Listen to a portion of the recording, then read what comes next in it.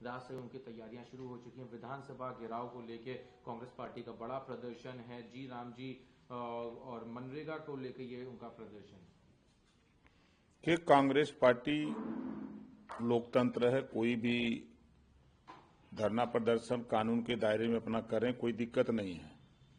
लेकिन उत्तर प्रदेश में कांग्रेस के पास है क्या कि वो धरना प्रदर्शन करेंगे? मनरेगा और जीराम जी के विषय में पहले दोनों की तुलना कर लें कि आज भी मनरेगा के मजदूर उस कानून के तहत समय पर मजदूरी नहीं मिलती थी।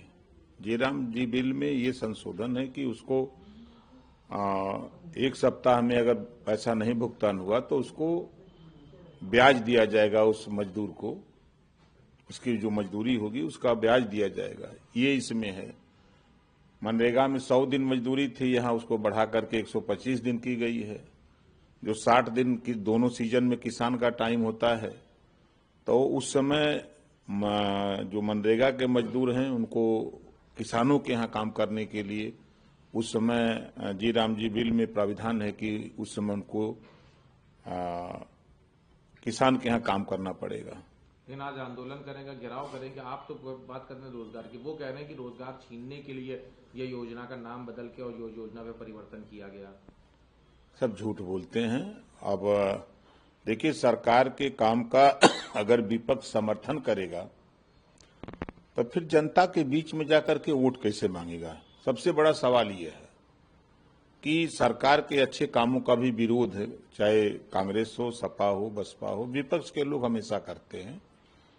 एक जैसे कह दीजिए कि एक भूमिका होती है किसी फिल्म में, तो उसी तरह की ये लोग भूमिका अदा करते हैं, विपक्ष के रोल। अच्छा, दूसरी ओर समाजवादी पार्टी लगातार फॉर्म 7 का मुद्दा उठा रही है। अखिलेश यादव ने कल एक लंबा ब्यौरा दिया फॉर्म 7 को लेके कि कहां फर्जी फॉर्म 7 भरे गए, जो लोग दस्तखत नहीं कर पाते उनके फर्जी दस्तखत किए गए। इन सबको लेके अब समाजवादी पार्टी का एक बड़ा डेलीगेशन चुनाव आयोग पहुंचेगा। हालांकि अभी चुनाव आयोग से सही समय तय नहीं हो पाया है, लेकिन बड़ी संख्या में वो लोग भी आज से कल में चुनाव आयोग पहुंच के अपना दर्ज कराएंगे। ये लोग झूठ बोल रहे हैं, ऐसा कुछ नहीं है। चुनाव आयोग निष्पक्ष तो कह रहा है कि अगर किसी का वोट काटा जाएगा तो उसको मोबाइल पर उससे बात की जाएगी कि आपका नाम काटा जा रहा है, आप सहमत हैं, यहाँ हैं कि नहीं है, कहाँ रहते हैं। जब इतनी बात चुनाव आयोग कह रहा है तो ये लोग क्या करेंगे? ये अभी से अपनी हार स्वीकार कर रहे हैं। 27 का हताशा और निराशा बोल रहे हैं कि हम लोग 27 में लड़ाई से बाहर रहेंगे। ये इनके बयान साबित करते हैं। कल विधान परिषद में मुख्यमंत्री का अभिभाषण था, राज्यपाल के अभिभाषण में मुख्यमंत्री ने तमाम बातें कही। उसमें वंदे मातरम को लेकर कहा कि विपक्ष जो है वंदे मातरम को नहीं मानता है और उसमें अपनी राजनीति लाता है, उनके लिए राष्ट्र के आगे राजनीति है। वहीं दूसरी ओर लेकिन अखिलेश यादव ने कहा कि जो लोग वंदे मातरम की बात कर रहे हैं वो बताएं कि उनके साथ जो लोग थे उन्होंने कब वंदे मातरम पहली बार गाया, क्योंकि उन्होंने ना आजादी से पहले वंदे मातरम गाया ना आजादी के बाद।